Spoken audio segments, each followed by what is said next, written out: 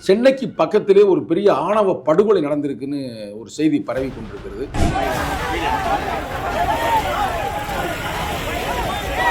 தான் எப்படி எந்த சூழ்நிலையிலிருந்து இந்த இடத்துக்கு வந்தோம் அப்படின்னு அந்த பொண்ணுனுடைய அப்பா நினைச்சிருந்தாருன்னா இந்த பையன் அப்படியே வெட்டி படுகொலை பண்ணியிருக்க மாட்டான். இவரே பல படங்கள்ல வந்து காதல் திருமணத்தை தான் அது படம் இது பாடம். படத்துல இருந்து தான் ஓட்டு போட்டிருக்கிறாங்க. படத்துல பார்த்து தான் ஓட்டு போட்டிருக்கிறாங்க. எந்த படத்தை பார்த்து ஓட்டு போட்டாங்க? தமிழக மக்களே காதலுக்கு மரியாதை பார்த்து. முதல்வர் வந்து எங்க இருந்து தேடுறாங்கன்னா மற்ற ஸ்டேட்டை விடுங்க, எல்லா முதல்வரை வந்து அவங்க வந்து எங்க தேடுறாங்க? அது ரீலுங்க, ரியலுங்க. அவர் வந்து ஒரு சிறந்த நடிகர், இன்னைக்கு முன்னாள் நடிகர், இன்னைக்கு முதல்வராக இருக்கிறார். எதிர்கட்சியா இருப்பவர் இன்னைக்கு வந்து அவரும் ஒரு நடிகர். இல்ல உங்களுக்கு பிடிச்சவர் வந்து இப்ப ஆளுநராக போறாரா? அது தெரியாத உங்களுக்கு விஷயம். சூப்பர் ஸ்டாரா? தமிழ்நாட்டில் அதுவும் குறிப்பாக வெளிநாட்டில் சென்று படிக்கக்கூடிய தலித் மாணவர்கள் விசாவுக்காக காத்திருக்கிறார்கள். இந்தியாவிலே அதிகமான மாணவர்கள் போறதே வந்து மகாராஷ்டிராவில். தமிழ்நாட்டில் வந்து பார்த்தீங்கன்னா ரொம்ப ரொம்ப குறைவு. அமைச்சர் வந்த பிறகு ஒரே நேரத்தில் ஒரே ஆண்டிலே 362 பேருக்கு அப்ரூவ் பண்ணியிருக்கிறாங்க. இது என்ன பண்ணிட்டாங்கன்னா 1000 ரேங்கை வந்து குறைச்சி 200 ரேங்க்குள்ள வச்சுட்டாங்க. இப்போ 200 ரேங்க்குள்ள இருக்கக்கூடிய காலேஜஸுங்களோட ஃபீஸ் ஸ்ட்ரக்சர் பார்த்தீங்கன்னா மினிமம் 55 லட்சம். உயர்கல்விக்கு போகிற மாணவர் எத்தனை பேர் இதில் வந்து ரிஜெக்ட் ஆகி வெளில போகிறான்? ரேங்க் நீ குறைச்சதுனால தானே வெளில போகிறான். அப்போ நீ எல்லாருக்கும் கூட கொடுக்கலாமே. எத்தனை பேர் அப்ளை பண்ணாங்களோ அத்தனை பேரும் கொடுக்கலாம். ஆனால் இந்த பணத்துல இருந்து தான், பொது பணத்துல இருந்து எடுத்து தானே இவங்க எல்லாத்துக்கும் செலவு பண்ணுறாங்க. இப்போ காலை உணவு திட்டம் கொண்டு வந்தாங்களே, எந்த பணம் நினைக்கிறீங்க? இவங்களுடைய வாக்குறுதிகளை நிறைவேற்றுறதுக்கு கை வைக்கிறது எடுத்த உடனே. நீங்க அழகா சொன்னீங்க, அதாவது யாருக்குமே வெளியிலே பேசுறது இல்லை. இந்த 100 நாள்லயே 61 கோடி ரூபாய் 5 வருஷத்துல எவ்வளவு போய் முடியும்? இந்த சிஸ்டமேட்டிக் ஸ்டார்டிங்கே சரி பண்ணணும். இவங்க தான் எல்லாத்துக்கும் வெள்ளை அறிக்கை தரேன்னு சொல்றாங்களா? 27,000 கோடிக்கு வெள்ளை அறிக்கை கொடுப்பாரா தாவேக அரசு? சரியான கொடுக்க தைரியம் இருக்குமா?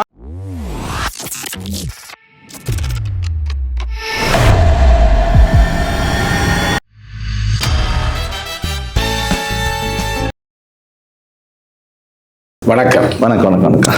நல்லா இருக்கிறீங்களா? விடுதலை சிறுத்தைகள் கட்சியுடைய அமைப்பு செயலாளர் நீல சந்திரகுமார் அவர்களை நாம் இப்பொழுது சந்திக்கின்றோம். சென்னைக்கு பக்கத்திலே ஒரு பெரிய ஆணவ படுகொலை நடந்திருக்குன்னு ஒரு செய்தி பரவி கொண்டிருக்கிறது. அதை நீங்க கேள்விப்பட்டீங்களா? ஆணவ படுகொலை எப்படி? சாதிய ஆணவ படுகொலையா? பொருளாதார ஆணவ படுகொலை. பொருளாதார ஆணவ படுகொலை எப்படின்னா இது எல்லா சமுதாயத்திலும் நடக்கிறது தான். ஏழை பணக்காரன், சிம்பிள், அவ்வளவுதான். பொண்ணு வந்து பணக்கார பொண்ணு, பையன் வந்து ஏழைப்பட்டவன். அவங்க அப்பா வந்து தாவேகாவினுடைய முக்கிய பொறுப்பாளர். இப்போ ஆட்சி அதிகாரமும் கையில் இருக்குது. இது இன்னும் கொஞ்சம் எக்ஸ்ட்ரா திமிரு. இவ்வளோதான். தான் எப்படி எந்த சூழ்நிலையிலிருந்து இந்த இடத்துக்கு வந்தோம் அப்படின்னு அந்த பொண்ணுனுடைய அப்பா நினைச்சிருந்தாருன்னா இந்த பையன் அப்படியே வெட்டி படுகொலை பண்ணியிருக்க மாட்டான். கொடுமையான படுகொலை என்று சொல்கிறார். 2000 வருஷமா சேரி என்கின்ற சிறைச்சாலைகளுக்குள்ள ஆடு மாடு பன்னிகளை விட கேவலமாக வாழ்ந்த மக்களாக தான், தாழ்த்தப்பட்ட மக்களை நம்ம அடையாளப்படுறோம். அப்படி இருந்து தானே உனக்கு ஒரு வாய்ப்பு கிடைச்சி நீ பணக்காரனா இருப்ப. நாளைக்கு அந்த பையனுக்கு ஏன் கிடைக்காதா? கிடைக்கும் தானே. இது தனி மனித ஒழுக்கத்துக்கு உண்டான ஒரு செயல் தான். அப்போ ஆணவ படுகொலை தடுப்பதற்கான சிறப்பு சட்டத்தை இவர் வந்து இம்மிடியேட்டாக உருவாக்கணும். இன்னமும் வந்து அது உருவாக்கம் இருப்பது நமக்கு வந்து ரொம்ப ஒரு மன வருத்தத்தை தான் அளிக்குது. ஏன்னா நம்ம தொடர்ந்து போராடி கொண்டிருக்கிறோம். இதற்காக அரசியலோடு சேர்த்து பார்க்க வேண்டிய விஷயம் இது. இப்போ வந்து ஆணவ படுகொலை சட்டத்தை வந்து உடனே இம்ப்ளிமெண்ட் பண்ணிடுவாங்களாம் நம்ம நம்புறதுலாம் வந்து கண் துடைப்பு தான். இப்போ அவர் நீதியரசர் பாஷா வந்து எல்லாத்தையும் இருந்தார். ஓகே, இது இம்ப்ளிமெண்ட் பண்ணணும்னா சாதி இந்துக்களுடைய அந்த பாயிண்ட் ஆஃப் வியூ வந்து விளக்கம் சொல்லுவாங்க. இல்லை, இவரே பல படங்கள்ல வந்து காதல் திருமணத்தை தான். அது படம் இது பாடம். படத்துல இருந்து தான் ஓட்டு போட்டிருக்கிறாங்க. படத்துல பார்த்து தான் ஓட்டு போட்டிருக்கிறாங்க. எந்த படத்தை பார்த்து ஓட்டு போட்டாங்க? தமிழக மக்களே. காதலுக்கு மரியாதை பார்த்து. தமிழக மக்களே முதல்வர் வந்து எங்க இருந்து தேடுறாங்கன்னா மற்ற ஸ்டேட்டை விடுங்க, எல்லா முதல்வரை வந்து அவங்க வந்து எங்க தேடுறாங்க? அது ரீலுங்க, ரியலுங்க. இன்னொரு சிரிப்பை பாரு, இன்னும் ஒரு முக்கியமான சிரிப்பு இல்லை, ஒரு யதார்த்தமான உண்மை. அவர் வந்து ஒரு சிறந்த நடிகர், இன்னைக்கு முன்னாள் நடிகர், இன்னைக்கு முதல்வராக இருக்கிறார். எதிர்கட்சியா இருப்பவர் இன்னைக்கு வந்து அவரும் ஒரு நடிகர். சிறந்த நடிகர்னா அப்படி தேசிய விருது வாங்கியிருக்கிறாரா? இல்ல, சிறந்த நடிகர்னா எங்களுக்கே பிடிச்ச நடிகர்னு வச்சுக்கோங்க. விடுங்க. இல்ல, உங்களுக்கு பிடிச்சவர் வந்து இப்ப ஆளுநராக போறாரா? அது தெரியாத உங்களுக்கு விஷயம். சூப்பர் ஸ்டாரா? அழகாக செய்தி வந்துருக்கு. உங்களுக்கு பிடிச்ச சூப்பர் ஸ்டார் ரஜினிகாந்த் வந்து இப்ப ஆளுநராக போறாரா? இவர் ஆல்ரெடி இவர் வந்து முதல்வராக இருக்குது. எதிர்கட்சியா தலைவராக இருக்கிறது வந்து யாரு? உதயநிதி அவர்கள். இப்போ எங்கே அரசியல் போய் கொண்டிருக்கு நீங்கள் பார்த்தீங்களா? நான் அதை வச்சு தான் நான் சொன்னேன். ஆணவ படுகொலை தடுப்பதற்கு வந்து திரைப்படங்களில் வந்து இன்னைக்கு பார்த்து தான் ஓட்ட போட்டிருக்கிறாங்க. அப்போ வந்து நீங்கள் திரைப்படங்களில் வந்து காதலுக்கு மரியாதை உட்பட பல படங்களில் வந்து நீங்கள் காதலை மையமாக வைத்து எடுத்திருக்கிறீங்க, கொண்டு வந்திருக்கிறீங்க. அப்போ நிகழ்காலத்தில் இது மாதிரி இருக்கிற அந்த பிரச்சனைகளை நீங்கள் சாதியாக பார்க்காட்டினாலும் கூட ஒரு காதலாக பார்த்தாவது அதை முடிக்கலாம்ல. அதுக்கான ஒரு சட்டத்தை கொண்டு வரலாம்ல. நீ ஏன் அதில் போய் மற்ற சமூகம் என்ன நினைக்குது அது நினைக்கிறது தவறு இல்லையா? அப்படி இல்லை. அவர் தனிப்பட்ட முறையில் எடுக்கிற முடிவு வந்து நீங்கள் சொல்கிற பிரகாரம் சரியாயிடும். ஆனால் இங்கே அதிகாரிகள் உட்கார்ந்து இந்த மாதிரியான விஷயங்களை வந்து காதில் போடுவாங்க. போட்டுறாதீங்க, பிரச்சனை ஆகிரும். 24% ஓட்டு இருக்கக்கூடிய ஆதி திராவிடர்களுடைய இந்த இது எடுத்தோம் நம்மளுக்கு வந்து 76% சாதி இந்துக்களுக்கிட்ட நம்ம ஆப்போசிட் ஆகும். திமுக அரசோ அதிமுக அரசோ இந்த மாதிரியான வேலை செய்வாங்க. இதெல்லாம் நடக்கும் அரசியலில். ஆனால் இவருக்கு இன்னைக்கு 36 ஓட்டு வாங்கியிருக்கிறார், 2% ஓட்டு வாங்கியிருக்கிறார் என்றால் அந்த 24% ஏறக்குறைய அவருக்கு தான் அதிகமான ஓட்டுகள் கிடைத்திருக்கு, தலித் ஓட்டு தான் கிடைத்திருக்கு அப்படின்னு ஒரு தரவு வேற சொல்கிறது அல்லவா? அப்ப இன்னும் இளைஞர்கள் ஓட்டு, அதெல்லாம் வந்து நம்மளா பெண்கள் ஓட்டு அவர் தானே கிடைச்சிருக்குது. அப்ப இதெல்லாம் மையமாக வைத்து ஏன் அவர்கள் வந்து செயல்படக்கூடாது அப்படின்றத நம்மளுடைய அதாவது நீங்க போற போக்கில் 19 சொல்லிருக்கீங்க. 24% ஓட்டுல வந்து ஒட்டுமொத்தமா வந்து அப்படியே தாவேக்காகத்தான் விழுந்துச்சுன்றதுலாம் வந்து இல்ல, ஒரு பொதுவான ஒரு கருத்து இருக்குது. தலித் ஓட்டு, இளைஞர் ஓட்டு, பெண்கள் ஓட்டு, இது வந்து இளம் பெண்கள் ஓட்டு 100க்கு 99% தளபதி விஜய் போனது கண்கூட நாங்க கணக்கு எடுத்துட்டோம். அடுத்தது கொஞ்சம் பெரியவங்க, வயசானவங்க, அம்மா தாத்தா எல்லாம் இருப்பாங்களே, இந்த பசங்க குழந்தைங்க மூலியமா இப்படி ஓட்டு டிரான்ஸ்ஃபர் ஆனதுலாம் ரைட் தான், ஓகே தான்.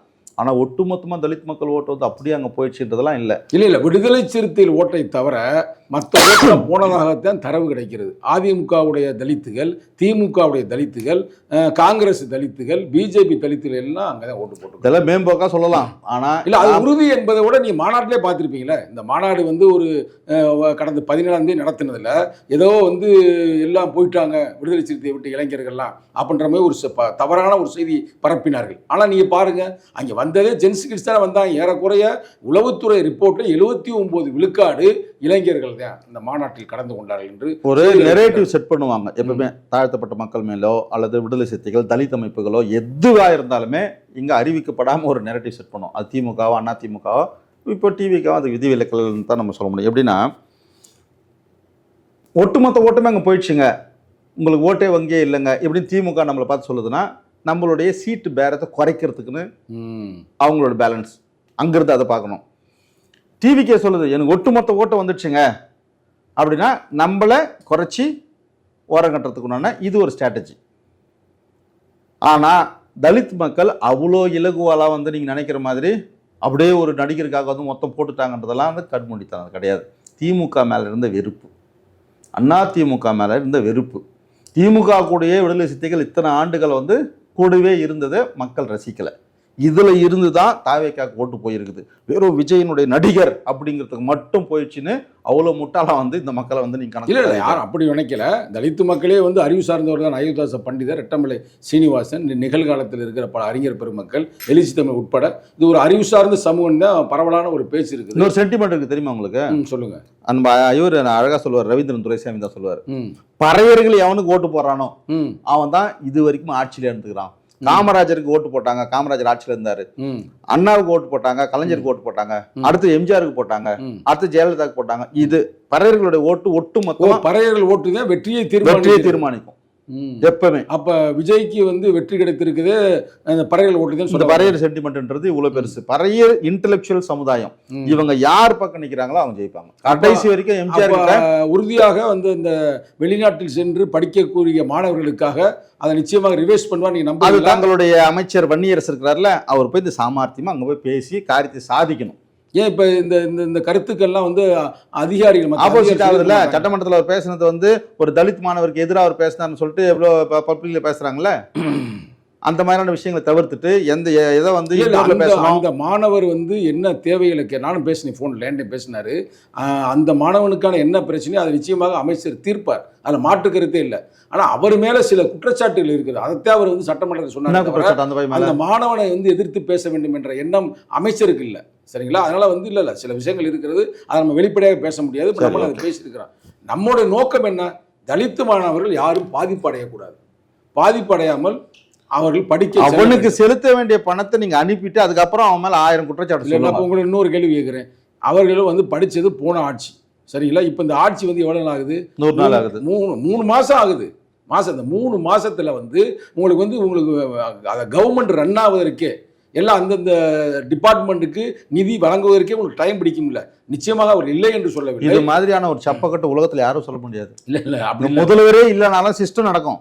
எப்பவும் அதை புரிஞ்சுக்க. அப்படி காவல்துறை வந்து ஆட்சி மாறினோட பூட்டி வச்சிட்டாங்களா போலீஸ் ஸ்டேஷன்? என்னது இது? இல்ல அதெல்லாம் இதெல்லாம் வெளியில சொல்லாதீங்க. நீங்க வேற இல்ல நீ அப்படி இல்ல. நிதியை வந்து உங்களுக்கு ஒதுக்கும் போது அங்க ஒதுக்கி ஆல்ரெடி இருக்குதுல்ல. ஏற்கனவே எக்ஸிஸ்டிங்லேயே வந்து உங்களுக்கு எங்க உருப்படியா சொன்னா இன்னமும் சொன்னா நீங்க வருத்தப்படுவீங்க. நீ எப்படி எடுக்க போறீங்க எனக்கு தெரியல. போன ஆட்சியாளர்கள் பல பேருக்கு பணத்தை முறையாக அனுப்பவில்லை என்றது எங்களுக்கு ஆர்டிஐ ரெக்கார்டு இருக்குது. பல மாணவர்கள் படிக்கவே முடியாம அந்த படிப்பிலே பாதிப்படைந்திருக்கிறார்கள். அது எந்த நாள் நடந்துச்சுன்னு தெரியல. ஆனா இந்த ஆட்சி வந்து இந்த 3 மாசத்துல இப்படி நடக்குது. இதற்கு அடுத்தபடியாக நிச்சயமாக அவர் கொடுக்க வேண்டும் என்பது நம்ம நோக்கம். அதற்கான முயற்சிகளை நம்ம அமைச்சர் செய்து கொண்டிருக்கிறார். தளபதி விஜய் கிட்ட தலைவர் பேசி, அமைச்சர் பேசுறது ஒரு பக்கம் இருந்தாலும் தலைவர் அண்ணன் திருமாவளவன் வந்து தான் ஒரு நம்பிக்கையான ஒரு முகம். ஒட்டுமொத்த தாழ்த்தப்பட்ட மாணவர்களுடைய மிகப்பெரிய ஒரு நம்பிக்கை நட்சத்திரம் தாய் சிறுத்தை தான். தாய் சிறுத்தை இது மெனக்கட்டு முதல்வரை போய் நேரடியாக சந்திச்சு இதனுடைய எல்லா விஷயங்களையும் வந்து அவரு வந்து ஒரு டெலிவரி சென்ஸ் அவருக்கு உண்டு தலைவருக்கு. அந்த டெலிவரி சென்ஸ் கொடுத்தா மட்டும்தான் இதனோட பாதிப்பை வந்து அவரால் புரிஞ்சிக்க முடியும். இல்லை இப்போ நம்ம பேசுனதே வந்து இதோடைய டீட்டெயிலாக பேசிட்டோம். இதில் இருக்கிற நிறை குறைகள் எல்லாத்தையும் பேசியிருக்கிறேன். நிச்சயமாக இந்த பதிவு கூட முதல்வர் பார்க்கின்ற அளவிற்கு நம்மளே ஏற்பாடு செய்வோம். அதில் ஒன்றும் பிரச்சனை. நம்ம செய்தி தாவேக்க செய்தி தொடர்பாளர்கள் தேசிய செய்தி ஃபிலிக்ஸ், ஆமாம், அவர்லாம் நல்ல இன்டெலெக்சுவல் ஆச்சு, அவருக்கும் நல்லா தெரியுமே. சரி, அவர்கிட்ட கூட நம்ம அனுப்பி சொல்லுங்க, இந்த கருத்துக்களை அனுப்பிவிடுவோம். நிச்சயமாக அந்த அமைச்சர் ராஜ்மோகன் அவர்கிட்ட நம்ம அவர்களாம் அந்த இதனால தானே கிடைச்சிருக்குது அந்த அமைச்சர் பதவியே. நிச்சயமாக அம்பேத்கரால தான் கிடைச்சிருக்குது. அவங்களாம் அந்த நன்றி விசுவாசத்தோட இருந்து இன்னும் காங்கிரஸை சேர்ந்த அமைச்சர்கள் கூட இது போய் பேசணும். உயர்கல்வித்துறை அமைச்சர் தொங்கூர் தானே அவரு, எங்க அமைச்சர் தான் அவரு, எங்க விஸ்வநாதன், காசி விஸ்வநாதன் எங்களுடைய அவரு விஸ்வநாதன். சட்டமன்றத்துக்குள்ளேயே இந்த மாதிரியான ஒரு ஒற்றுமை எல்லா கட்சியிலும் இருக்கக்கூடிய உறுப்பினர்கள் ஒற்றுமை தேவை. 44 பேரும் போய் நிக்கணுங்க தமிழ்நாட்டில்.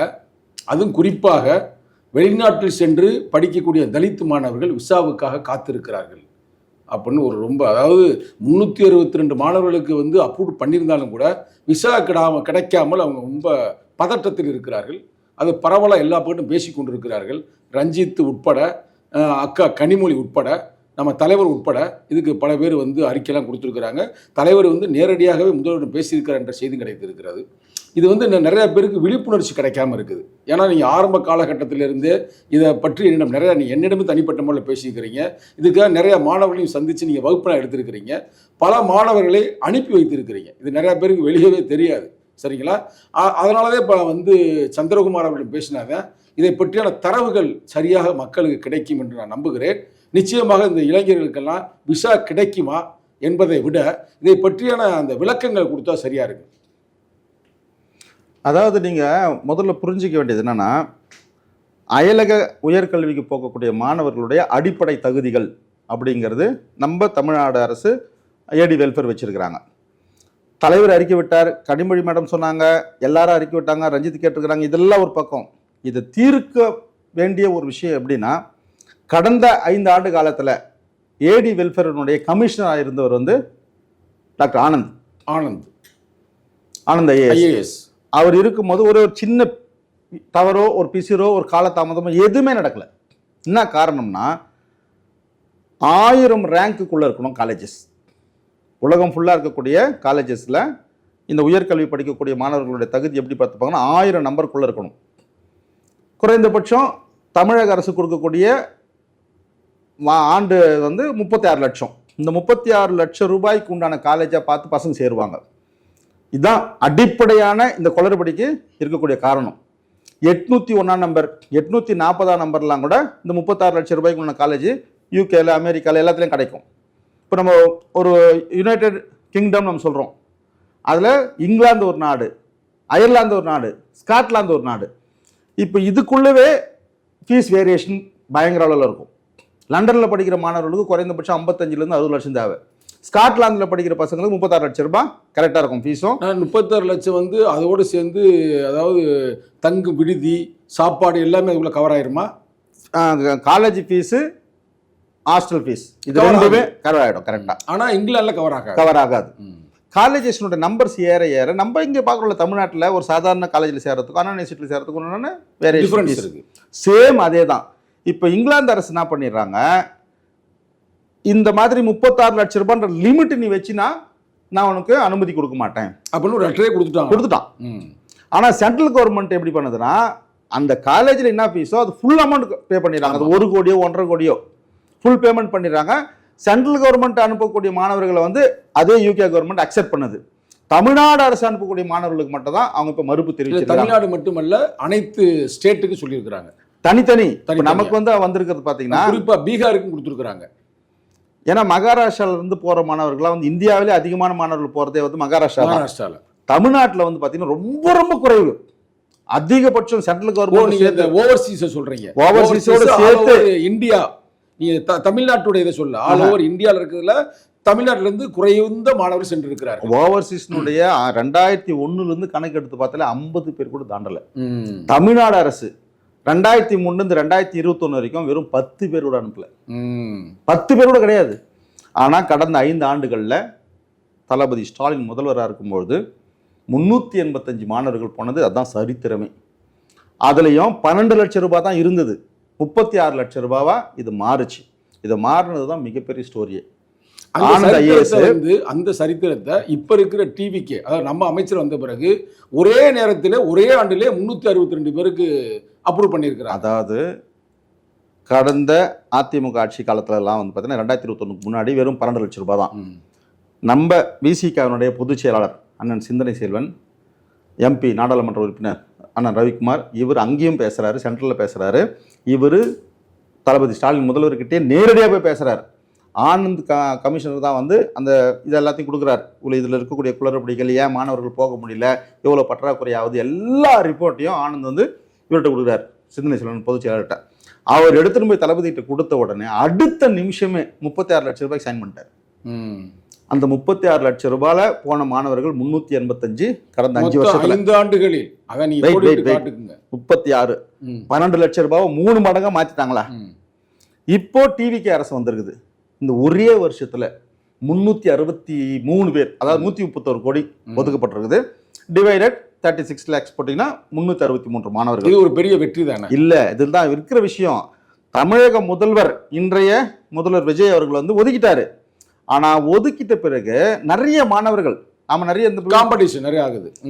வந்த உடனே நம்பரை இன்க்ரீஸ் பண்ணல, 36 lakhsன்றது இன்க்ரீஸ் பண்ணல. இவங்க என்ன பண்ணிட்டாங்கன்னா 1000 ரேங்கை வந்து குறைச்சி 200 ரேங்க்குள்ள வச்சுட்டாங்க.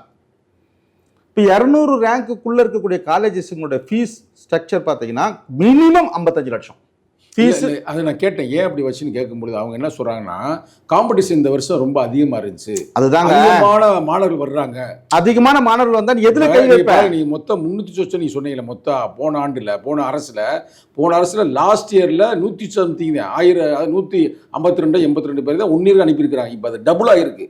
இந்த 362 பேர் ஏன் வந்து ரேங்க் வச்சா நான் விசாரிச்சேன். அவங்க என்ன கருத்து சொல்றாங்கன்னா, நீ ரேங்கை வந்து இன்னும் நீங்க மேலாக்குனே இன்னும் நாங்கள் அதிகமான ஸ்டூடெண்ட் கொடுக்க வேண்டியிருக்கோம். ஏன்னா அவ்வளவு பேர் அப்ளை பண்ணியிருக்கிறாங்கன்னு சொல்றாங்களே, அது ஒரு முக்கிய. ஒரு 1000 பேர் மாணவர்கள் பண்ணட்டும், உங்களுக்கு தான் கஷ்டம்.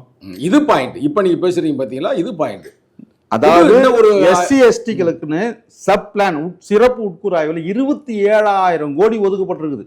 இந்த 27,000 கோடியில் 131 கோடி எங்க? ஆனா இந்த பணத்துல இருந்து தான், பொது பணத்துல இருந்து எடுத்து தானே இவங்க எல்லாத்துக்கும் செலவு பண்றாங்க. இப்ப காலை உணவு திட்டம் கொண்டு வந்தாங்களே, எந்த பணம் நினைக்கிறீங்க? இந்த 27,000 கோடியில் இல்லை, அதுக்கு ரெக்கார்டு இருக்குது. நீங்கள் சொல்கிற 190 உண்மை, அதை நம்ம ரெக்கார்டோட சொல்லலாம். அதாவது திராவிட முன்னேற்ற கழகம் ஆட்சியில் 13,171 கோடி எஸ்சி எஸ்டி மக்களுடைய சப்ளான், அதிலிருந்து மகளிர் உரிமை தொகை கொடுத்தாங்க பார்த்தீங்கன்னா, அங்கேருந்து எடுத்துருக்கிறாங்கன்றத ஆர்டிஐயோட இப்போ கன்ஃபார்ம் ஆயிடுச்சு, வந்துருச்சு. அதே மாதிரி அதுக்கு முன்னாடி இருக்கிற அண்ணா திராவிட முன்னேற்ற கழகம் 5,131 கோடியை எடுத்திருக்கிறாங்க, அதுவும் தெரியுது. இப்போ நிகழ்காலத்தில் இப்போ வந்து 3 மாதம் ஆகுது இந்த டிவிக்கு. நீங்கள் சொன்ன மாதிரி காலை உணவுலேருந்து 63.15 கோடியை இப்போ எடுத்துருக்கிறாங்க. இது வந்து ரொம்ப நுட்பமாக கவனிக்க வேண்டிய விஷயம். இப்போ கலைஞராக இருக்கட்டும், அம்மையார் ஜெயலலிதாவாக இருக்கட்டும், தளபதி ஸ்டாலினாக இருக்கட்டும், இன்றைய விஜயா இருக்கட்டும், இந்த முதல்வர்கள் எல்லாருமே பண்ணுறக்கூடிய வேலை எப்படின்னா, இவங்களுடைய வாக்குறுதிகளை நிறைவேற்றுறதுக்கு கை வைக்கிறது எடுத்த உடனே. நீங்க அழகா சொன்னீங்க, அதாவது யாருக்குமே வெளியிலே பேசுறது இல்லை. இந்த பட்ஜெட்லயே 27,000 கோடி அபிஷியலாவே அறிவிச்சிருக்கிறாங்க. அதாவது ஆஸ்பர் தி சப்ளான் பிரகாரம் 24 விழுக்காடு அந்த நலத்திட்டங்கள்ல இருந்து அது ரெக்கார்டு நம்ம கையில் இருக்குது. ஆனா நம்ம அமைச்சருக்கு, அதாவது ஆதிதிராவிட நலத்துறை அமைச்சரிடம் வெறும் 4088 கோடி, சமூக நீதி அமைச்சர்கிட்ட 4088 கோடி மட்டும்தான். 5000 கோடி வைங்க ஒரு கணக்கு. இல்ல 4088 22,000 கோடி எங்க? மிச்ச கோடி எங்க? இப்ப என்ன நடக்குதுன்னா, அந்த கோடியில இருந்து இவங்க இப்ப அந்த 15 லட்சம் இப்ப மாணவர்கள் எக்ஸ்ட்ரா கொடுத்தாங்கன்னா அத்தனை பேருக்கு விசா பாஸ் ஆயிரும். இல்ல, இதுல இன்னொரு விஷயம் புரிஞ்சுக்கணும். மாணவர்களுக்காக மட்டும் நம்ம பேசுறோம்னு நினைச்சுக்க கூடாது. இந்த 22,000 கோடி எப்படி செலவாகுதுன்னா, நீங்க சொன்னீங்க இல்லையா 100 நாள் வேலை வாய்ப்பு திட்டத்துக்கு கொடுத்துறாங்க, இந்த டிவி கொடுக்கறது இதெல்லாம் கொடுக்குறாங்களா, இதுல எஸ்சி தாழ்த்தப்பட்டவர்கள் வந்து பலனடைகிறாங்களே அவங்களுக்காக தான் நாங்க இது பண்றோம்ன்றாங்க. எப்பேற்பட்ட ஒரு மோசடி. அதோட இன்னொன்னு சொன்னா நீங்க ரொம்ப யோசிப்பீங்க, ஹைவேலையும் ஒதுக்கி இருக்கிறாங்க. எப்படி ஹைவேல ஒதுக்கினே அப்படின்னு சொன்னா, இந்த ரோடு வந்து சேரியும் கனெக்ட் பண்ணுது, அதனால ஹைவேல ஒதுக்கி இருக்கிறா அப்படின்னு சொல்லி ஆர்டிஎல் அதுவும் தாழ்த்தப்பட்ட மக்கள் வந்து அந்த ரோட பயன்படுத்துறாங்க, ஹைவேஸ் பயன்படுத்துறாங்க, அங்க இருந்து இங்க வராங்க. இப்போ போட்ட 100 கோடி ரூபாய் ஒரு பிரிட்ஜ், அது 2 காலனி அப்படி இணைச்சு போற மாதிரி இருக்கும், ஒரு அரை கிலோமீட்டர் தாண்டி அந்த 100 கோடி எதிரான சப்ளான். அப்ப சிறப்பு உட்கூராய்வு திட்டம் 27,000 கோடின்னு ஒதுக்கின்ற இந்த 131 கோடியை பெருசா பேசுறாங்களே இவங்க. ஆனா போட்ட மாணவர்கள், உயர்கல்விக்கு போற மாணவர் எத்தனை பேர் இதுல வந்து ரிஜெக்ட் ஆகி வெளில போறான்? ரேங்க் நீ குறைச்சதுனால தானே வெளில போறான். அப்ப நீ எல்லாருக்கும் கூட கொடுக்கலாமே. எத்தனை பேர் அப்ளை பண்ணாங்களோ அத்தனை பேரும் கொடுக்கலாம், நல்ல ஸ்கீம். ஆனா சென்ட்ரல் கவர்மெண்ட் என்ன பண்ணுது, ஒட்டு மொத்தமா இந்தியா ஃபுல்லா இருக்கக்கூடிய எல்லா மாநிலத்தில இருந்தும் அனுப்புறான். ஆனா இதுல யார் ரொம்ப அவேர்னஸா இருக்கிறாங்கன்னா, விழிப்புணர்வோட இருக்கிறது மகாராஷ்டிரா. நம்ம தமிழ்நாட்டில் இந்த விழிப்புணர்வு இப்போதான் உருவாயிருக்குது. அதுவும் நாம நிறைய இந்த மாதிரியான விஷயங்கள் பேசுறது கொண்டதுனால நிறைய பேர் நம்ம அனுப்பி வச்சோம். சாதாரண பசங்களை நம்ம அனுப்பி வச்சிருக்கிறோம். உங்க தங்கச்சி பையன் கூட அமெரிக்கா இருக்காரா, ஏன் பொண்ணுங்க லண்டன்ல இருக்கா, ஏதாவது ஒரு சின்ன ஸ்ட்ரகிள் நடந்துச்சா? அந்த காலகட்டத்தில் இவ்வளவு காம்படிஷன் இல்லை, அதனால வந்து இயல்பாகவே நடந்து முடிந்து விட்டது. ஆனால் அப்ரோச், அதாவது பேரண்ட்ஸுங்களையும் அந்த ஐஏஎஸ் சொன்னோம் இல்லையா ஆனந்த், அவர் வந்து கரெக்டாக டீல் பண்ணிடுவார். ஒரு வாட்ஸ்அப் குழு இருக்கும், எத்தனை மாணவர்கள் எந்தெந்த கண்ட்ரிக்கு போகிறாங்க, அந்த கண்ட்ரிக்கு போனால் அந்த மாணவர்கள் எல்லாரையும் ஒரே ஒரு வாட்ஸ்அப் குழுவில் போட்டு அவங்களுக்கு என்ன பிரச்சனை எல்லாத்தையும் இவங்க சொல்லுவாங்க. இப்போ பசங்க வந்து விசாக்கு போகிறதுக்கே முடியாத அளவுக்கு இங்கே ஸ்டாப் ஆகிடுது. இல்லை, இப்போ வரைக்கும் நம்ம பேசிக்கொண்டிருக்க இந்த தருணம் வரைக்கும் ஒரு 15 பேர் சென்றிருக்கிறாங்க, விசா ரிஜெக்ட் ஆகி வந்திருக்கிறாங்க. அவங்க ரிஜெக்ட் பண்ணிட்டானே. அதனால இப்ப இதுக்கு என்ன நீங்க சொல்யூஷன் நீங்க பண்ணலாம்னு நினைக்கிறீங்க? அடிப்படையில அந்த 1000 ரேங்க் இருந்துச்சு பாத்தீங்களா, அதை அப்படியே வைக்கணும். அடுத்தது 36 லட்சம், 12 லட்சமா இருந்தது 36 லட்சமா கடந்த திமுக அரசு மாத்துச்சு. இந்த 36 56 55 மாத்திரணும். இது மாத்தினா இந்த பிரச்சனை வந்து எல்லா மாணவர்களுக்கும் இது வந்து ஒரு செய்தியா விழிப்புணர்வை நம்ம பிரச்சாரம் பண்ணணும். அடிப்படையிலே இது புரட்சியாளர் அம்பேத்கருடைய கனவு திட்டம். ஆமாமா, அதுல மாற்று கருத்து இல்லை. 37வது தொகுப்புல அவர் பதிவு செய்திருக்கிறார், என்னை வந்து ஒரு மன்னன் வந்து படிக்க வச்சிட்டாரு, அதனால நான் வெளிநாட்டில் போய் நான் படிச்சு இந்தியாவுக்கான அரசியலமைப்பு சட்டத்தை எழுதுறேன், வருங்காலங்களில் வந்து ஒரு அரசாங்கம் ஒரு ஸ்கீமாவே கொண்டு வந்து இது மாதிரி ஒதுக்கணும்னு சொல்றாரு. அதுக்காக 1955 இந்த ஸ்கீம் வந்து இம்ப்ளிமெண்ட் ஆகுது. ஆனா அவ்வளவு நடைமுறைக்கு வரல, அதற்கு பிறகுதான் நடைமுறைக்கு வந்திருக்கிறது. ஆனால் சென்ட்ரல் கவர்மெண்ட் இது வந்து ஆரம்பத்திலேருந்து செய்யுது. இப்போ நம்ம மோடி ஆட்சியை வந்து மற்றெல்லாம் நம்ம எதுக்குறோம், ஆனால் இந்த ஸ்கீமில் அவங்க என்ன பண்ணுறாங்க, 2001 வாஜ்பாய் இருக்கும்போது தான் இந்த ஸ்கீமை வந்து இம்ப்ளிமெண்ட் ஆகுது. அந்த மாணவனுக்கு வந்து அவங்க என்ன பண்ணுறாங்கன்னா, அந்த மாணவனுக்கு ஒன்று அப்ரூவ் ஆயிடுச்சுன்னா இங்கேருந்து பிறப்பிலேருந்து விசா, அப்புறம் அவனுக்கான டியூஷன் ஃபீஸு, அவனுக்கான ஹாஸ்டல் ஃபீஸு, ஃபுட்டு ஃபீஸு, அது மட்டும் இல்லாமல் அவனுக்கான இன்சூரன்ஸ், விமான டிக்கெட் எல்லாமே அவங்க கொடுக்குறாங்க. சில பேருக்கு 1 கோடிக்கு மேலே கொடுக்குறாங்க. ஏன் கர்நாடக அரசு இப்பயும் கொடுக்குது, அவங்கள அப்ரூவ் ஆயிருச்சு விசா.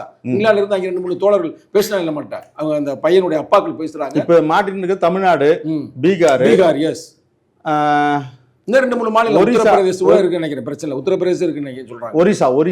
ஒரிசா தான், உத்தரகாண்டம் ஒரிசா மாட்டின்னு இருக்குது. இதுல என்ன அடிப்படை பேஸ்னா, இது வந்து சாதாரணமா முதல்வருடைய நாலேஜை கொண்டு போனாங்க. இல்ல வெளியில என்ன பேசுறாங்கன்னா, பெருசா 36 லட்சம் கொடுக்குறாங்க தலித் மாணவர்களுக்குன்னு. ஆனா எவனுக்கு நம்ம 27,000 கோடியை வந்து மாற்றி அங்கிட்டு கொண்டு போறான்றது யாரும் பேச மாட்டாங்க.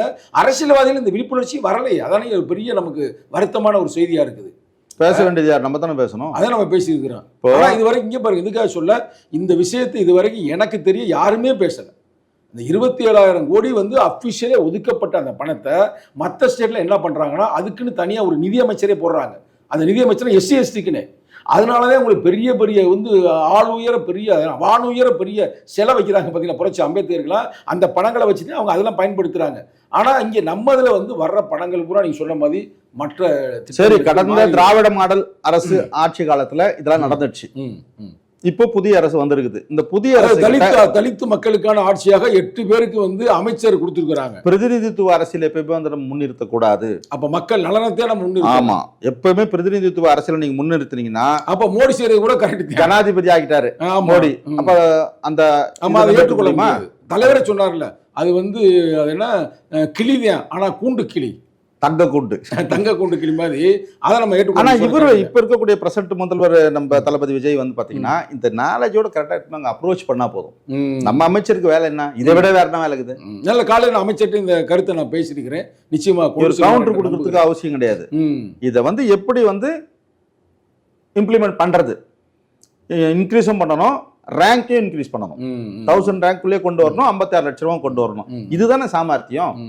அப்ப நீங்க கேள்வி எழுப்பும் போது 27,000 கோடியில எங்களுக்கு வெறும் 5,000 கோடி மட்டும் தான் இந்த துறைக்கு அனுப்பியிருக்கிறீங்க, மீதி 22,000 கோடி மற்ற துறைக்கு எல்லாம் பார்வைக்கே வர்றது இல்லையா? வரவே வராது. எந்த அமைச்சருக்கும் வந்தது இல்லையா இது வரைக்கும்? வந்து அது இப்ப நம்ம பேசுறோம், இவ்வளவு ஒதுக்கப்பட்டிருக்கு, நம்ம பேசுற அளவுக்காவது ஒரு சூழ்நிலை அமைந்திருக்கிறது. அப்ப எவ்வளவு ஒதுக்குறாங்கன்றதே தெரியாம. ஆனா இதுல இருக்கக்கூடிய தலித் இன்டெலெக்சுவல்ஸ், ஐஏஎஸ் அதிகாரிகள், அம்மையார் சிவகாமி அம்மையார்ல இருந்தாங்க இல்லையா, கற்பனை ஐஏஎஸ்ல இருந்தாங்க, எல்லாருக்குமே தெரியும்.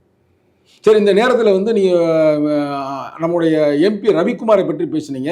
இப்போ அவர்கள் அந்த அவேர்னஸ் இருக்குன்னு இவர் போய் மேலே சென்ட்ரல் கவர்மெண்ட்டை பேசலாம், இங்கே முதல்வர்கிட்ட பேசுவார்கள் நிச்சயமாக. கண்டிப்பாக. ஏன்னா இப்போ நீங்கள் அவரை சிந்தனைச்சிடணும்னு சொல்ல முடியாது. இப்போ அவர் வந்து தோத்து இருக்கிறாரு, அவர் பொதுச்செயலாளர் இருந்தாலும் அவர் போய் பேச முடியாது. ஆனால் இவர் எம்பி என்ற முறை நிச்சயமாக பேசுவார்கள் என்று உண்மையிலே நம்ம நம்பி. ஏன்னா நீ சொல்ற போன அரசாங்கத்தில் அவர் பேசி இதெல்லாம் முயற்சி எடுத்தாருன்னு சொல்றீங்க. சென்ட்ரல் கவர்மெண்ட் அமௌண்ட் இன்க்ரீஸ் பண்ணதுக்கு ரவிக்குமார் எம்பியினுடைய ஸ்பீச் ரொம்ப முக்கியமா இருக்கு. இவ்வளவு கிரிட்டிக்கலா இப்ப இருக்கு இந்த விஷயத்திலையும் நிச்சயமாக நம்ம எம்பி அவர்கள் தலையிட்டு இந்த மாணவர்களுக்கான பிரச்சனையை நிச்சயமாக முடிப்பார்கள் என்று உறுதியாக நம்ம நம்பலாம். அது இருந்தாலும் ஒரு திராவிட மாடல் அரசு இதெல்லாம் குறை பண்ணிட்டுன்னு சொல்லிட்டு புதிய அரசு வந்திருக்குது, தமிழக வெற்றி கழகம். இவங்க இதுல இருந்து ஆரம்பிக்கும் பொழுதே இந்த 100 நாள்லயே 61 கோடி ரூபாய் 5 வருஷத்துல எவ்வளவு போய் முடியும்? இந்த சிஸ்டமேட்டிக்கா ஸ்டார்டிங்கே சரி பண்ணணும். இது ஆதி திராவிட மக்களுக்காக ஒதுக்கப்படக்கூடிய நிதி. சேரிகள்ல வந்து அவ்வளவு வந்து அடிப்படை தேவைகள்லாம் ரொம்ப கொலாப்ஸ் ஆகி தான் இருக்குது. குடிநீர் பிரச்சனை இருக்கு, ரோடு நிதி ஒதுக்குறாங்களா? அதுவே சிக்கல். ஏன் இந்த 27,000 கோடியை இங்கே ஒதுக்கலாமே? கன்ஃபார்ம் முடியுதா? அப்புறம் தாட்கோ ரோடே பாஸ் ஆகுது. காலைல கூட ஒரு தம்பி ஃபோன் பண்ணேன், ஆனால் எனக்கு தாட்கோ ஓகே சொல்லிருச்சு, ஆனால் நாங்கள் பேங்க்கு போகிறோம், பேங்க்ல வந்து எங்களை அப்ரூவ் பண்ண மாட்டாங்க. இது ஒரு சட்ட சிக்கல். எப்படின்னா ஒரு நடைமுறை சிக்கல். பேங்க்கும் தாட்கோவும் சரி, தாட்கோக்கு வர நிதி தனியா வந்து தனி வங்கி அமைச்சிருந்தாங்கன்னா தாட்கோவை கொடுத்துரும். ஆனா இந்த வங்கிக்கு வந்துடும் இந்த அமௌண்ட். பேங்க் என்ன பண்ணுவான், தாட்கோ அக்செப்ட் பண்ணிட்டா கூட நீ தனிப்பட்ட முறையில் என்ன சூரிட்டி தர, இந்த மாதிரி ஏற்கனவே ஒண்ணுமில்லாதவன் தானே, ஒடுக்கப்பட்டவன் தானே, அடிப்படையில தாட்கோ லோனுக்கு எதையுமே கேட்க கூடாது, அது அடிப்படை சட்டம். ஆனா இந்த சட்டம் வந்து நடைமுறையில பொதுவான பேங்குக்கு ஒத்து வராது. தாட்கோ தனி வங்கி கொடுக்க வேண்டும். தனிப்பட்ட பேங்க் மேனேஜருடைய கைப்பிடியில் போயிடுச்சு. இவ்வளவு பெரிய சிஸ்டம், நம்மளுக்கு இவ்வளவு பெரிய சட்டம் இருக்குது. ஆனா தாட்கோவினுடைய கடைசி எங்கடா போய் நிற்கணும்னா சாதாரண ஒரு பிரான்ச் மேனேஜர் கிட்ட இருக்கும். அந்த பிரான்ச் மேனேஜர் அவன் ரிட்டையர்ட் ஆகிற வரைக்கும் நீ கடன் கட்டலாம், இவன் தலைமையில அது நிற்கும், கிளியர் பண்ணிட்டு போ அப்படின்ற மாதிரி. சோ அதனால முடிஞ்ச வரைக்கும் தாட்கோக்கு லோனு கொடுக்காத அளவுக்கு எவ்வளவு இது பண்ண முடியும். இந்த ஆட்சியில கூட லோன் கிடைக்கல பல பேருக்கு, நமக்கு இப்ப வருது இல்ல செய்தி வருது. தாட்கோக்கு எவ்வளவு நிதி ஒதுக்குனாங்க, ஒதுக்குனா தானே வரும். ஏன் அந்த 27,000 கோடி ஒதுக்குறது தாட்கோக்கு தனி வங்கி அமைக்க முடியாதா? அழகா அமைக்கலாமே. அமைச்சு தாட்கோல இருந்து யார் வராங்களோ லோன் அங்கே கொடுங்க. அது ஒன்று இருக்குது. எஸ்சி எஸ்டி மாணவர்கள் நம்ம சொல்றோம் இல்லையா, இந்து ஆதி திராவிடர்கள் இல்லாம கிறிஸ்துவ ஆதி திராவிடர்களுக்கும் இதுல உண்டு. அம்பேத்கர் அந்த கிறிஸ்துவ ஆதி திராவிடர்களுக்கும் அதுல மென்ஷன் பண்ணி இருக்கிறாரு. ஆனா ஒரே ஒரு கிறிஸ்டின் மையம் போக முடியாது. ஆனா பிசின்னுறாங்க. இதெல்லாம் உள்ள இருக்கக்கூடிய விஷயங்கள். இத்தனை வருஷமா நம்ம இப்ப நீங்க என்ன சொல்ல வரீங்கன்னா, தாட்கோக்கு ஒரு தனி வங்கியை உறுதியாக உருவாக்க வேண்டும். கொடுக்கும். நிச்சயமாக நம்ம தமிழக முதல்வர் விஜய் அவர் செய்வார்களா இந்த விஷயத்த? நம்பிக்கை வைக்கிறோம். இல்லைன்னா வழக்கம் போல போராட்டங்கள் தான். ஏன்னா அது ஒரு முக்கியமான செய்தியா இருக்கு, யாருக்குமே கிடைக்கிறார். இன்னொன்று ரொம்ப தவறான செய்தியா என்னன்னு தெரியல. தாட்கோல வந்து நிறைய பேர் வந்து மற்றவர்கள் இவங்க பேரில் வந்து பேங்க்ல ஒரு அண்டர்ஸ்டாண்டிங்கில் பயங்கரமான பல லோன்லாம் எடுத்துடுறாங்க. ஆனா பேரு தாட்கோல அவங்க பேர் தலித்து பேர், அவங்ககிட்ட வேலை பார்க்குற ஆட்கள்கிட்ட எப்படி புரட்சி அம்பேத்கரை வந்து எதுக்குறதுக்கு வந்து ஒரு வேலைக்காரன் நிப்பாட்டினாங்களோ அவங்க வீட்டில் வேலை பார்த்து கேள்விப்பட்டிருக்கீங்க பழைய வரலாறு, அது மாதிரி லோன்ல நிறைய வாங்கிடுறாங்க. அது குறிப்பா ஈரோடு சைடில், அதான் நமக்கு சில நாமக்கல், சேலம், ஈரோடு இந்த பக்கம்லாம் பாத்தீங்கன்னா ஃபுல்லா டேங்கர் லாரிங்க. இந்த டேங்கர் லாரிங்க, ட்ரக்குங்க எல்லாமே தாட்கோல் பேர் குப்பம் சுப்பம் பேர்ல போட்டிருப்பாங்க. ஆனா வாங்கினதெல்லாம் அந்த அதிமுக திமுக அமைச்சர். ஆனா அவங்களுக்கு எதுவுமே தெரியாது, அவன் பேர்ல இருக்கிறது அவனுக்கு தெரியாது. பேங்க் மேனேஜர் வந்து அமைச்சர் வீட்டில் கையெழுத்து போட்டு கொடுத்துட்டு போயிட்டு இருப்பான். ஒரு 100 லாரி ஓடும், அந்த பக்கம் ஒரு 1000 ட்ரக்கு போவோம். எல்லாரும் சேலத்துல எல்லாம் ஃபுல் அண்ட் ஃபுல்லு இந்த லோன்லாம் எடுத்து பார்த்தீங்கன்னா கட்டாமட்டது பார்த்தீங்கன்னா தலித் மக்கள் பேர்ல இருக்கும். ஆனால் வாங்கினதுலாம் யாருன்னா இவங்க தான். இப்போ அந்த கொடுமையெல்லாம் வந்து ஒரு முடிவு கொண்டு வர்றதுல அவ தனியாக தாட்கோக்கு ஒரு வங்கி அமைக்கப்பட்டார், அந்த 27,000 கோடியை இங்கே பயன்படுத்தினாங்கன்னா உண்மையான ஒரு வந்து தலித்துக்கான மக்களுக்கான ஒரு ஆட்சி நிச்சயமாக நம்ம சொல்ல முடியும். நீ சொல்ற இவங்க தான் எல்லாத்துக்கும் வெள்ளை அறிக்கை தரேன்னு சொல்றாங்களா? 27,000 கோடிக்கு வெள்ளை அறிக்கை கொடுப்பாரா தாவேக்கா அரசு? சரியான கொடுக்க தைரியம் இருக்குமா? இல்லை இது உண்மையிலே வந்து இந்த கேள்விக்கு வந்து அவங்க தான் பதில் சொல்லணும். இதுக்கு யார் பதில் சொல்ல போறான்னு எனக்கு தெரியல. 8 தலித் அமைச்சர்கள் ஒருத்தர் ஆய் திறப்பாங்களா? ஏன்னா முக்கியமான நம்ம இப்போ பேசி கொண்டிருக்கிற இந்த 44 சட்டமன்ற உறுப்பினர்கள் தலித்தில் உள்ள இருக்கிறான், பேசுவாங்களா? பேசணும், அதான முக்கியம். இதை தானே பாரஞ்சித் கேட்கிறாரு.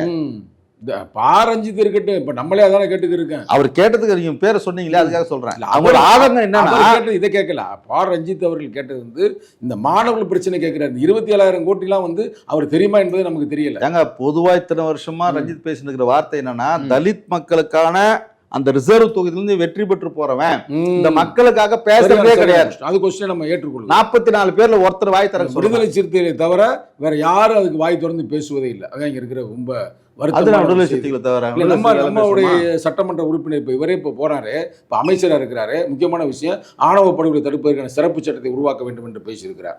அதே நேரத்தில் வந்து பஞ்சம் நிலங்களை மீட்க வேண்டும் அப்படின்னு பேசியிருக்கிறாரு. அப்ப இதெல்லாம் வந்து நம்ம அடுத்து வருங்காலங்களில் நிச்சயமாக பஞ்சம் நிலங்களை மீட்பு. அதாவது மத்த நீ சொல்லுங்க, மத்த அமைச்சர் யாரும் பேசியிருக்கிறாங்களா? தனி வங்கி மாவட்டத்திற்கு தொழில் மையம் இருக்குது இல்லையா, அனைத்து சமுதாய இளைஞர்களுக்கும் அவனுக்கும் லோன் கிடைக்காது. அவனுக்கும் இதே தான். தாட்கோல நம்ம என்ன கஷ்டப்படுறோமோ, சாதி இந்துக்களா இருக்கக்கூடியவங்களுக்கு மாவட்ட தொழில் மையம் இருக்கும். ஆமா, அவங்க ஒரே ஒரு லோன் கூட கொடுக்க மாட்டான். அவனா இதே மாதிரி சிஸ்டமேட்டிக் பேங்க் பக்கம் போட்டுருவான். அப்போ நம்மளோட கோரிக்கை என்னன்னா, பணத்தை பூரா திருப்பி வேற அனுப்பிடுறாங்க. நமக்கு வாங்குறதுக்கு இல்ல ஆள் இல்ல அப்படின்னு சொல்லி திருப்பி அனுப்பி எத்தனை கோடி இப்ப திருப்பி அனுப்புனாங்க. கடந்த ஆட்சியை நம்மளே பார்த்தோம்ல, பல அமௌண்ட்டுகள் வந்து திருப்பி அனுப்பப்பட்டது என்று சொன்னார்கள் அல்லவா. நமக்கு தாட்கோக்கு தனி வங்கி, வெளிப்படைத்தன்மை. ரைட்டு, வெளிப்படைத்தன்மையாக 27,000 கோடிக்கு நீங்கள் எங்கே ஒதுக்கி இருக்கிறீர்கள் என்று எங்களுக்கு அறிவிக்க வேண்டும். அதே மாதிரி அனைத்து சமுதாய இளைஞர்களும் இந்த பாதிப்புல இருக்கிறான். தாழ்த்தப்பட்ட மாணவர்கள் மட்டும் இல்லை, எத்தனையோ மாணவர்கள் வந்து உயர்கல்விக்கு போகும்போது பணம் இல்லாம அவனுக்கு கஷ்டப்படுறதை நான் பார்த்துருக்கிறேன். நான் என் பொண்ணை கூட்டிட்டு போய் லண்டன்ல விடும் போது நான் எல்லா பசங்களையும் கூப்பிட்டு பேசும்போது, கோயம்புத்தூர்கார ஒரு பொண்ணு அவ்வளோ கஷ்டம் அவன் குடும்பத்தில், ஆனால் அதுக்கு ஸ்காலர்ஷிப் இல்லை. அப்போது மாவட்ட தொழில் மையம் இருக்கு இல்லையா, அங்கே தொழில் முனைவோருக்கு தனி வங்கி வேணும். தனி வங்கி வேண்டும். நிதியை வந்து வெளிப்படைத்தன்மையோட ஒதுக்குங்க. அதாவது நம்ம தலித்துக்கு மட்டும் நீங்கள் கேட்கல, பிற்படுத்தப்பட்ட மக்களுக்கு தனியாக அது மாதிரி ஒரு வங்கிகளை உருவாக்குன்னு சொல்லி இது நல்ல ஸ்கீம். அடுத்தபடியாக இந்த பஞ்சம் நிலங்களை பற்றி என்ன நீங்கள் நினைக்கிறீங்க? எப்படி பஞ்சமி நிலங்கள் அப்படின்னாலே தாமஸ் ஏழுமலை அதிமுக அரசு ஜெயலலிதா அம்மையார் தான் சுட்டு கொன்னது. இதனுடைய வரலாறு மிகப்பெரிய வரலாறு. இதை வந்து அம்மையார் சிவகாமி அம்மா வந்து ஒரு புத்தகமாகவே ஒட்டு மொத்தமாக தமிழ்நாட்டில் 12 லட்சம் ஏக்கர் நிலம் எந்தெந்த சர்வே நம்பரில் இருக்குது, எந்தெந்த மாவட்டத்தில் இருக்குது, எந்தெந்த கிராமத்தில் இருக்குதுன்றது தெளிவாக ஒரு புத்தகமாகவே போட்டு வெளியிட்டிருக்கிறாங்க. அதிமுக காலத்தில் வெளியிட்டிருக்கிறாங்க அவங்க. ஆனால் ஆணையம் அமைத்த டாக்டர் கலைஞர் மு கருணாநிதி எந்த வேலையும் செய்யலை. அப்படி சொல்ல முடியாது. ஆணையம் அமைச்சுதான் பெரிய வேலை. அந்த ஆணையத்துக்கு ஒரு ஆபீஸோ அந்த ஆணையத்துக்கு ஒரு நபர்களோ எதுவுமே கிடையாது. இந்த இப்ப போட்ட மாதிரி இப்ப கூட வந்து அது பேர் என்ன, ஆணவ படுகொலை தடுப்பதற்கான அந்த சட்டத்தை உருவாக்கக்கூடிய நீதி அரசர் பாட்ஷா போட்டாங்க. அவருக்கு ஒரு பேனா கூட வாங்கி தரல, அவர் நேரடியாக என்ன சொன்னது. இது எல்லாம் தமிழக முதல்வராக இருக்கிறவருக்கு இந்த மாதிரியான எப்படி ஏமாத்ததெல்லாம் தெரியாது. ஆனா அதிகாரிகள் சாதி வெறி பிடித்த அதிகாரிகள் வந்து இதை இப்படிதான் ஹேண்டில் பண்ணணும், இவங்களுக்கு இது சென்று சேரக்கூடாது. அறிவிக்கப்படாத சட்டங்கள் வந்து தமிழ்நாட்டில் உண்டு. ஒரு தலித் இஸ்லாமியர் ஸ்டேஷனுக்கு போனான்னா உடனடியாக உனக்கு எஃப்ஐஆர் விழுந்துரும். மற்ற சமுதாயத்தை சேர்ந்து பேசுறாங்கன்னா உட்காந்து வச்சு பேசுவாங்க. இவங்க மேல கம்ப்ளைண்ட் வந்து அடுத்த நிமிஷம் எஃப்ஐஆர் நைட்டோ நைட் போலீஸ் வந்து அரெஸ்ட் பண்ணிடும். இதெல்லாம் அறிவிக்கப்படாத திட்டங்கள். இன்னைக்கு இருக்கக்கூடிய 8 அமைச்சர்கள் இதையெல்லாம் கருத்துல வச்சுன்னு அமைச்சர் மட்டுமல்ல 44 நீ சொன்ன மாதிரி 44 சட்டமன்ற உறுப்பினர்களும் 8 மந்திரிமார்களும் இந்த சிந்தனையில போனாங்கன்னா தான் இந்த மக்கள் இது வந்து தாவேகாவால இவங்க அமைச்சர் ஆயிட்டாங்கன்னு நினைக்கிறாங்க, திமுகவால அமைச்சர் ஆயிட்டாங்க கிடையவே கிடையாது. முழுக்க முழுக்க புரட்சியாளர் அம்பேத்கருடைய அறிவிலிருந்து பிறந்த ரிசர்வ் தொகுதி கான்செப்ட்ல இருந்துதான் நீ சட்டமன்ற உறுப்பினர் ஆகணையே தவிர அதன் மூலியமா தான் நீ அமைச்சர் ஆவரே தவிர இங்க யாருக்கும் பிச்சை இடல. முதல்ல இந்த அவேர்னஸ் வச்சு இது மனசுல அவங்களுக்கு புரியணும், தெரிஞ்சுக்கிறணும். மற்ற ஆட்சி காலத்துலாம் வந்து பாத்தீங்கன்னா அந்த மாதிரி சட்டமன்ற உறுப்பினராக போறவங்க ரிசர்வ் தொகுதி போறவங்க வந்து அடிமை மாதிரி இருக்கும், பேசவே மாட்டான். அந்த ஆட்சி காலத்துல ஆதி திராவிட நலத்துறை அமைச்சர் பேர் என்ன தெரியுமா? யாரோ ஒரு அம்மா இருந்துச்சு, கயல்வெளி செல்வராஜ்னு. அந்த அம்மா அந்த சேரை விட்டு எங்கேயும் போய் பேட்டி கொடுத்தாதோ இல்லை எங்கேயும் போய் களத்துக்கு போய் நின்றாங்களோ நமக்கு யாருக்குமே தெரியாது. எப்பயுமே ஆனா ஆதி திராவிட நலத்துறைக்கு செலவாகக்கூடிய கோடிகள் பாத்தீங்கன்னா தனியா ஒரு அரசாங்கமே நடத்தலாம். ஒவ்வொரு கலெக்டர் ஆபீஸ்லயுமே ஆதி திராவிட நலத்துறைன்னு ஒன்று இருக்கும்.